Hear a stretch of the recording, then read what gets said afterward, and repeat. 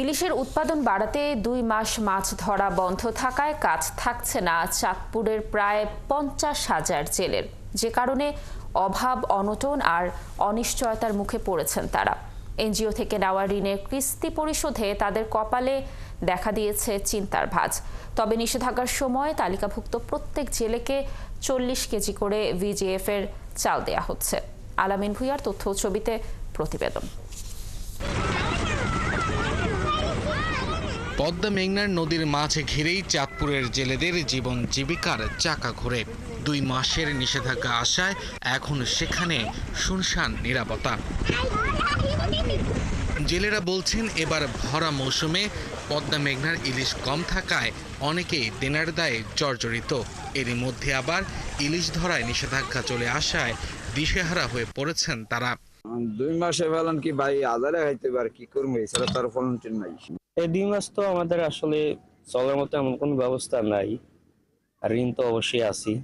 নিষেধাজ্ঞার সময় চাঁদপুরের মতলব উত্তর উপজেলার ষাটনল থেকে হাইমচর উপজেলার চর ভৈরবী পর্যন্ত ৭০ কিলোমিটার এলাকায় জাল ফেলা, মাছ ধরা, ক্রয় বিক্রয়, মজুত ও পরিবহন সম্পূর্ণ নিষিদ্ধ।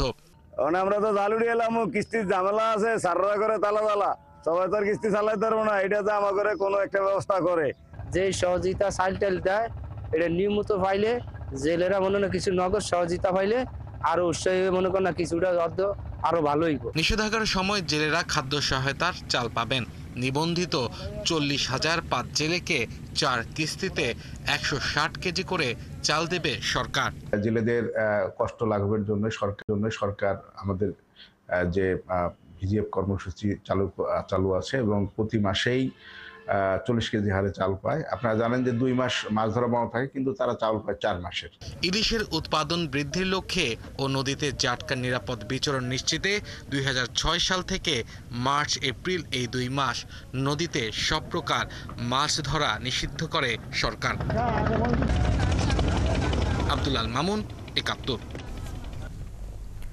দর্শক, যেমনটি বলছিলাম যে অভয়াশ্রমগুলোতে ২ মাস মাছ ধরা যাবে না, এ নিয়ে আরো তথ্য জানাতে আমাদের সাথে চাঁদপুর থেকে যুক্ত হচ্ছেন সহকর্মী আলামিন ভূঁইয়া। আলামিন, জানাবেন যে জেলেরা তাদের বরাদ্দের চাল কবে থেকে পাবেন, আর নিবন্ধিত জেলেদের পাশাপাশি অনিবন্ধিত জেলেদেরকে কোনো সহায়তা দেওয়া হবে কিনা, কি তথ্য রয়েছে?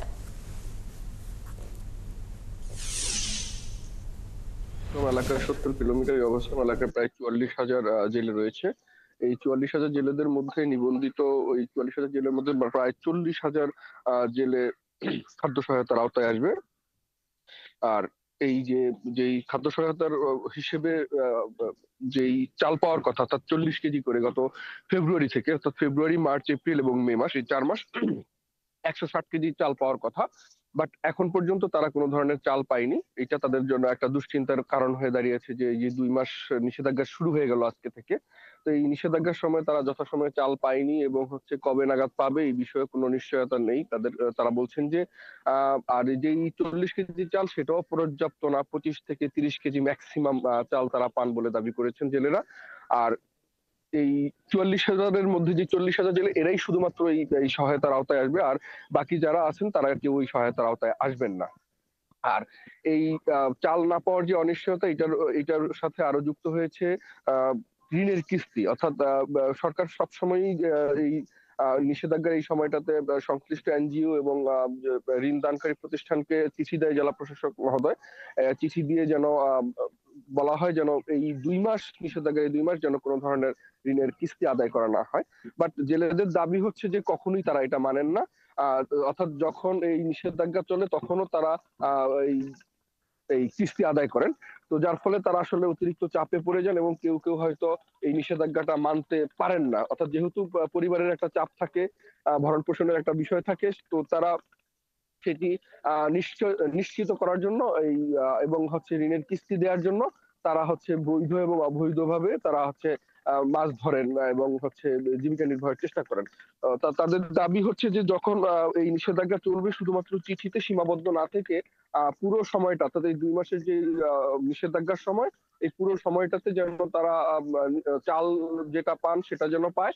পাশাপাশি তাদের অর্থ সহায়তা চাওয়ার একটা দাবি আছে।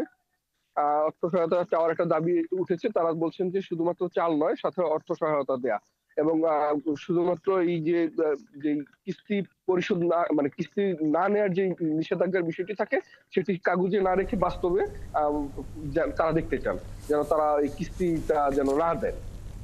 লাবণী। আলামিন, ধন্যবাদ আমাদের সাথে যুক্ত থাকার জন্য। দর্শক, যেমনটি বলছিলাম যে অভয়াশ্রমগুলোতে 2 মাস মাছ ধরা যাবে না, সেই ব্যাপারেই বিস্তারিত তথ্য জানাচ্ছিলেন আমাদের সহকর্মী।